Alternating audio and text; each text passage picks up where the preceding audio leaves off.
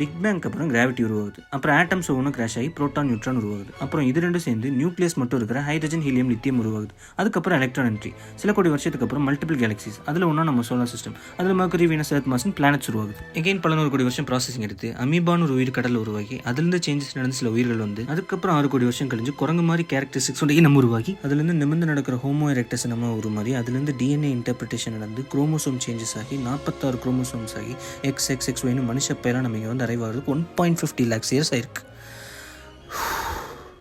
இந்த மாதிரி லார்ஜ் பிக்சரில் பார்க்கும்போது நம்ம பண்ணுற நிறைய விஷயங்கள் ஸ்டூப்பிடாகவும் பாயிண்ட்லெஸ்ஸாகவும் தெரியும். ஆனால் ரீசெண்ட் டைமில் நம்ம பண்ணிக்கிட்டு இருக்க மகா முட்டாள்தனமான விஷயம் என்ன தெரியுமா?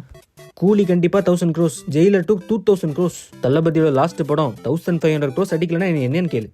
தலையும் பிரசாந்த் நீல மட்டும் ஒரு ப்ராஜெக்ட் பண்ணட்டுண்டா, அடுத்து தளபதி கூடலாம் போட்டியில் டாம் குரூஸ் கூட தான் போட்டி.